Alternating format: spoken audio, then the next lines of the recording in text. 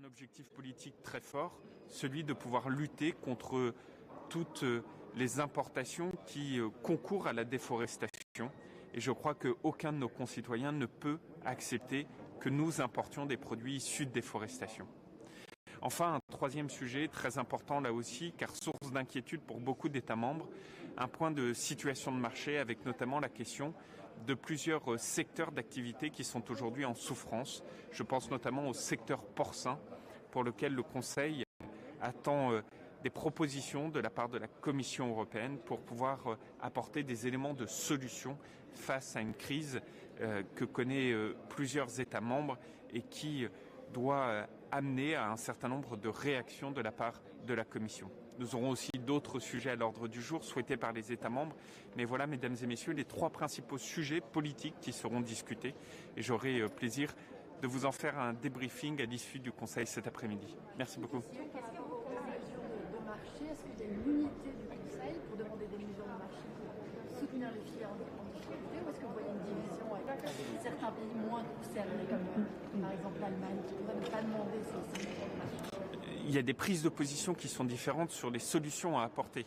Mais le pays que vous mentionnez est un pays extrêmement concerné. D'ailleurs, c'est l'un des premiers pays à avoir mis en place des aides nationales sur leur propre secteur, qui parfois n'est d'ailleurs pas à leur habitude, et pourtant ils l'ont fait, ce qui montre bien la difficulté de la situation. Donc oui, il peut y avoir des éléments de position différentes quant aux solutions à apporter, mais oui, tout le monde s'accorde à dire qu'il y a une situation qui est véritablement très compliquée et qu'il faut apporter des solutions. Qu'est-ce que vous pensez de la recommandation de la ministre autrichienne concernant le marquage d'origine sur certains produits alimentaires? J'ai eu l'occasion d'en discuter avec elle lors de la dernière réunion informelle qui s'est tenue à Strasbourg il y a quelques semaines. Je pense que l'origine, et notamment l'origine des produits, est un sujet extrêmement important pour nos concitoyens européens.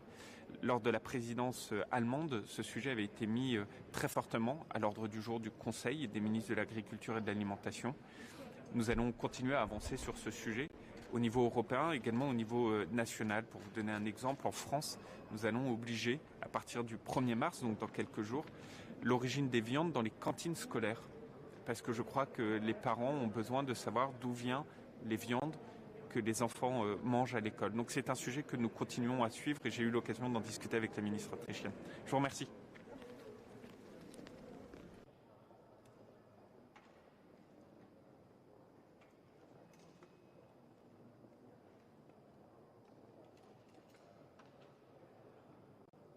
Good morning.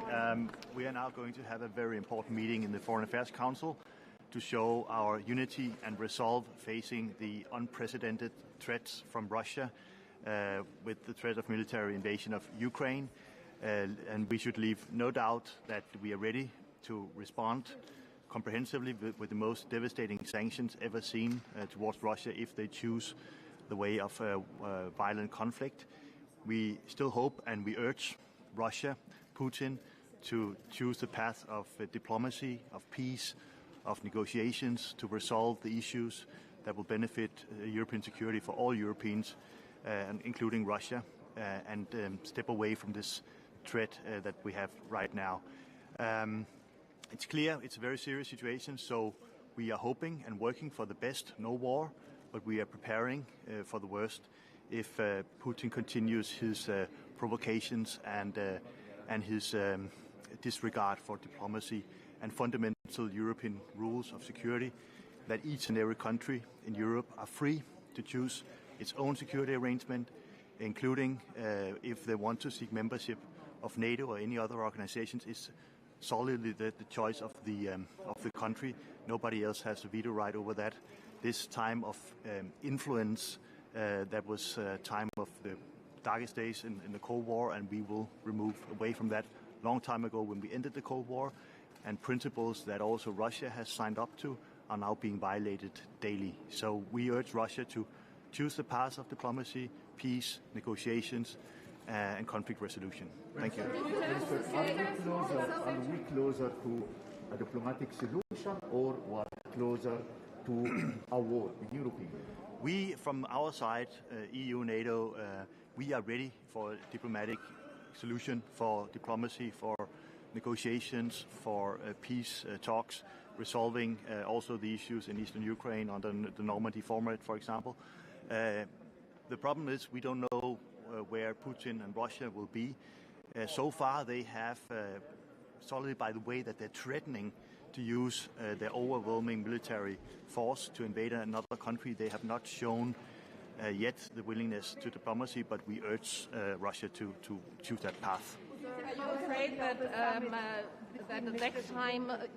Are you afraid that next time Russia is taking Europe hostage with energy issues, and then unity won't be the same as now? Well, I mean, the position of the government of Denmark is very clear. We wanted to seek more independence of energy imports, including from Russia, gas, oil, and we want to heavily invest in renewables and creating a true energy union, also for the sake of our climate, where we invest in wind and solar, in renewables, and also diversify our energy supply, because energy policy is also geopolitics, and we want to be able to be more independent in Europe.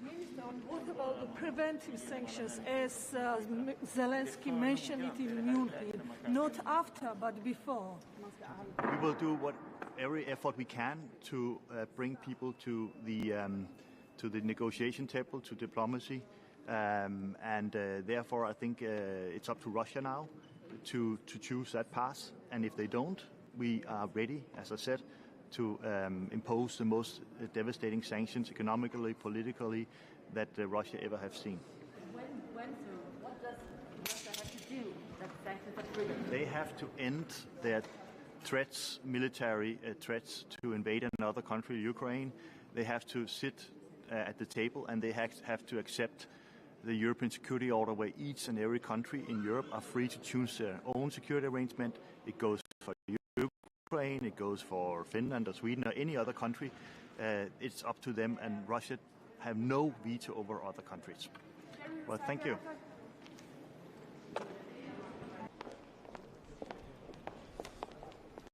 Buenos días.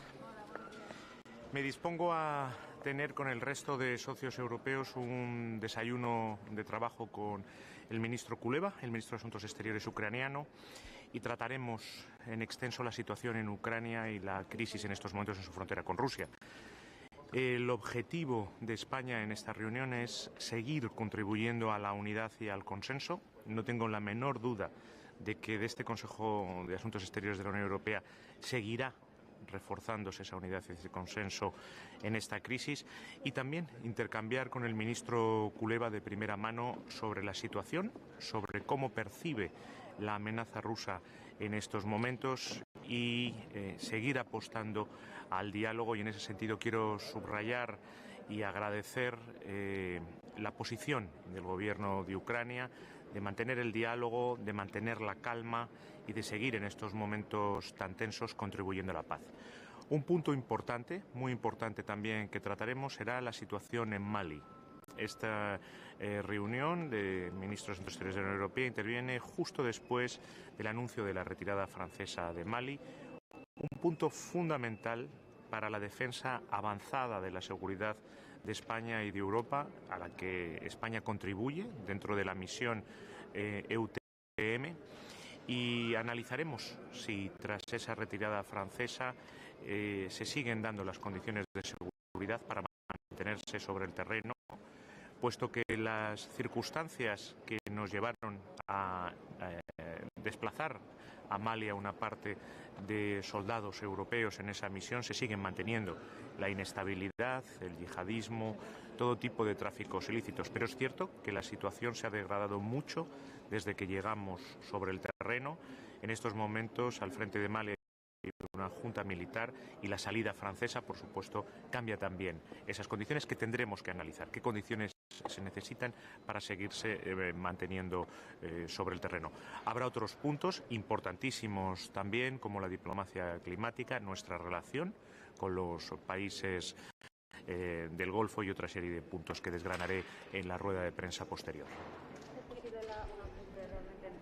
Joe Biden y Vladimir Putin, y el hecho de que se haya puesto encima de la mesa puede dar la tranquilidad de unos días. ¿El ataque deja de ser inminente o el riesgo de ataque deja de ser inminente hasta que eso se produzca? Esa posibilidad de esa cumbre es una muy buena noticia. Desde el inicio lo hemos dicho, España lo que quiere privilegiar es la diplomacia y el diálogo. La distensión tiene que venir a través de la diplomacia y el diálogo, y esa es exactamente la vía, porque no hay nada que no podamos dialogar y hablar con Rusia, pero para eso necesitamos que el diálogo sea sereno. Por eso, una vez más, hay que solicitar a Rusia una desescalada, una retirada de esa cantidad de tropas completamente injustificada por motivos defensivos. Mr. Minister, you will also meet today the GCC foreign ministers here. How significant is this meeting, and what do you think the focus point will be today with them?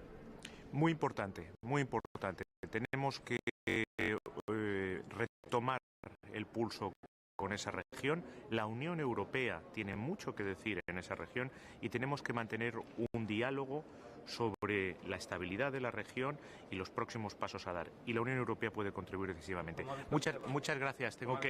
Vamos ahora, justamente ahora. Muchas gracias. Good morning. Hi. No, well, we have a very busy agenda today, but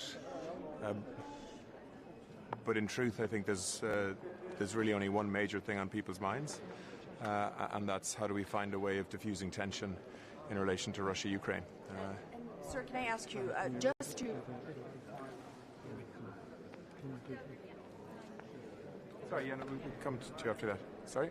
Sir, can I ask you, on Saturday, the Ukrainian President Zelensky, he was very clear. He said at this point Ukraine needs money and it needs weapons, and sanctions should be already on the table. How united is that position here at a European level? Would you be in favor of putting on the table already on paper with details sanctions that could target Russia? No, I mean, I think the EU has been very consistent on that and very united. There has been a lot of work to put in place a very comprehensive package of sanctions, but I think ministers have made the clear decision not to put the detail of that on the table at this stage, and I think that's the right decision. And I suspect we'll be discussing that approach again today. But I think the main focus needs to be on preventing war rather than how we respond to it. And the approach of the European Union has been in two areas.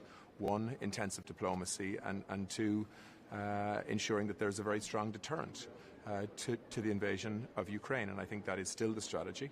And I think given the initiative coming from President Macron in particular, I think that the European Union, working with the United States and others, should focus on trying to ensure that initiative is successful. And to prevent war, don't you need preventive sanctions? That's what the... No, I think that clearly there needs to be a message that is fully understood and credible, that should there be an invasion of Ukraine, that very significant sanctions would follow immediately. But I think the way to prevent war is to talk and to find compromise and ways forward that can prevent invasion in the first place, which should be our priority now. We will also meet today the GCC foreign ministers. Yeah. How important is this meeting? Do you expect to discuss the gas supplies? What do you expect from this meeting? Well, I think there are broader issues to discuss outside of the Ukraine issue and the consequences potentially of that from a sanctions perspective, which obviously would impact on energy pricing. But I think there is a broader relationship needed between the